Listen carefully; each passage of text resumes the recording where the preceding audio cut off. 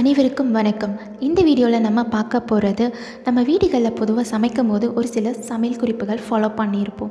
இந்த குறிப்புகளுக்கு பின்னாடி இருக்கிற அறிவியல் காரணங்களை பற்றின ஒரு தொகுப்பு தான் இந்த வீடியோ.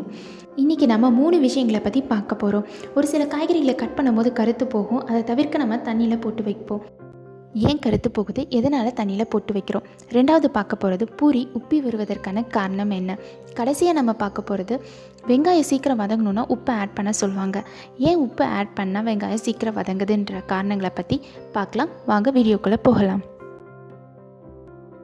கத்திரிக்காய், வாழைக்காய், உருளைக்கிழங்கு போன்ற காய்கறிகளை வீட்டில் வெட்டும் போது வெட்டி வச்ச கொஞ்ச நேரத்துலேயே அதோட கலர் சேஞ்ச் ஆகிடும். பழுப்பு நிறமோ இல்லை ப்ரௌனிஷ் கலர்லேயோ அது மாறிடும். இதை தவிர்க்க நம்ம என்ன பண்ணுவோம், வெட்டின உடனே அதை தண்ணிக்குள்ளே போட்டு வைப்போம். ஏன் இந்த கலர் சேஞ்ச் ஆகுது, எதனால் தண்ணிக்குள்ளே போட்டு வைக்கிறோம்? வாங்க பார்க்கலாம். உருளைக்கிழங்கு, கத்திரிக்காய், வாழைக்காய் போன்ற காய்கறிகள் மட்டும் இல்லை, ஆப்பிள், பியர்ஸ் போன்ற பழங்கள்லேயும் இந்த மாதிரி ஒரு கலர் சேஞ்ச் உண்டாகும்.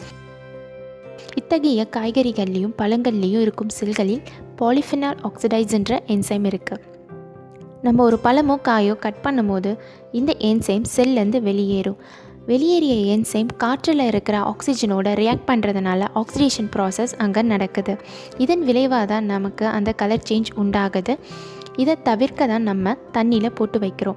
ஏன்னா காற்றுல 21% இருக்கிற ஆக்சிஜன் தண்ணியில் மிக மிக குறைந்த அளவு தான் இருக்குது.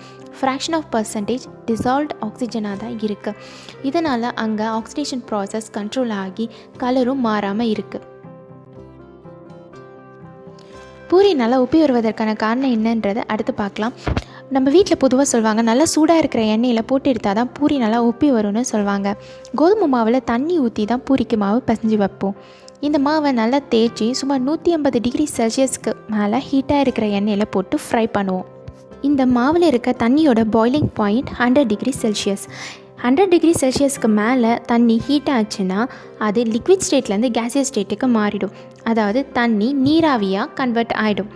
இப்படி வர ஸ்டீம் நீராவியால் தான் பூரி உப்புது.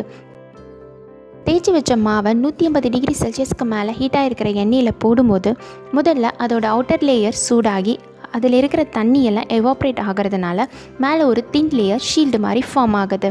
இன்னர் லேயரில் இருக்கிற தண்ணியும் எவாப்ரேட் ஆகி வர ஸ்டீம் மேலே ஃபார்ம் ஆகிருக்கிற தின் லேயரை உப்பை செய்யுது. மேலும் இந்த பூரியை ஃப்ரை பண்ணும்போது மீதம் இருக்கிற தண்ணியும் எவாப்ரேட் ஆகி வர ஸ்டீமோட ப்ரெஷர் தாங்காமல் மேலே இருக்கிற தின் லேயர் உடஞ்சிடுது. வீட்டில் பூரி சுடும்போது பார்த்துருப்போம், ஏர் பபிள்ஸ் நிறைய எண்ணெயிலேருந்து வெளியில் வரும். இது அந்த மாவில் இருக்கிற தண்ணி ஸ்டீமாக கன்வெர்ட் ஆகி வெளியில் வர்றது தான் இப்படி ஏர் பபிள்ஸாக தெரியுது. கடைசியாக நம்ம பார்க்க போகிறது, ஆனியன் சீக்கிரம் ஃப்ரை ஆகணும்னா அதுக்கு கொஞ்சம் உப்பு ஆட் பண்ணுவோம். உப்பு ஆட் பண்ணால் அது சீக்கிரம் ஃப்ரை ஆகிடும். இதுக்கான காரணம் என்னென்னா, சால்ட் ஆட் பண்ணுறதுனால ஆனியனுக்குள்ளே இருக்கிற தண்ணி எல்லாம் சீக்கிரம் வெளியில் வந்து ஹீட்டில் எவாப்ரேட் ஆகிட்டு ஆனியன் சீக்கிரம் ஃப்ரை ஆகிடுது. ஏன் சால்ட் ஆட் பண்ணால் ஆனியனுக்குள்ளே இருக்கிற தண்ணியெலாம் சீக்கிரம் வெளியாகுது அப்படின்னா, அங்கே ஒரு ஆஸ்மோட்டிக் ப்ரெஷர் க்ரியேட் ஆகுது. இந்த மாதிரி இடத்துலலாம் ஆஸ்மோட்டிக் ப்ரெஷர் க்ரியேட் ஆகும். ஒரு செமி பர்மியபிள் மெம்பரெயின் இருக்குது. அதோட ஒரு பக்கம் பியோர் வாட்டரோட கான்சன்ட்ரேஷன் அங்கே அதிகமாக இருக்குது. இன்னொரு சைடு வந்து சால்ட்டோ இல்லை சுகரோ இல்லை வேறு ஏதாவது ஆட் பண்ண ஒரு சொல்யூஷன், அங்கே வாட்டரோட கான்சன்ட்ரேஷன் கம்மியாக இருக்குது. இந்த மாதிரி இடத்துல தான் ஆஸ்மோட்டிக் ப்ரெஷர் க்ரியேட் ஆகும். அதாவது வாட்டர் அதிகமாக இருக்கிற இடத்துலேருந்து கம்மியாக இருக்கிற இடத்துக்கு வாட்டர் டிஃப்யூஸ் ஆகி வரும். இதனால தான் ஆனியன் சீக்கிரம் ஃப்ரை ஆகுது. ஆனியனோட செல்கள் ஒரு செமி பர்மியபிள் மெம்பரேனாக செயல்படுது. ஆனியனுக்குள்ளே தண்ணி அதிகமாக இருக்குது, அதுவே ஆனியனுக்கு வெளியில் தண்ணி கம்மியாக இருக்குது. ஏன்னா அங்கே நம்ம சால்ட் ஆட் பண்ணுறோம்.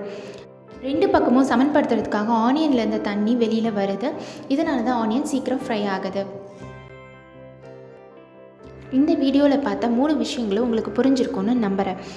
இப்போது உங்களுக்கான கேள்வி, நம்ம பிஸ்கெட் கவரை ஓப்பன் பண்ணி வெளியில் வச்சோன்னா பிஸ்கெட்ஸ் எல்லாம் நமத்து போயிடும். இதுவே நம்ம ஃப்ரிட்ஜுக்குள்ளே ஓப்பன் பண்ணி வைக்கும் போது அது நமத்து போகிறதில்ல. ஏன்? இந்த கேள்விக்கான பதில் தெரிஞ்சிருந்தால் கீழே கமெண்ட்டில் சொல்லுங்கள். நம்ம இதை பற்றின விளக்கத்தை அடுத்த வீடியோவில் பார்க்கலாம். நன்றி.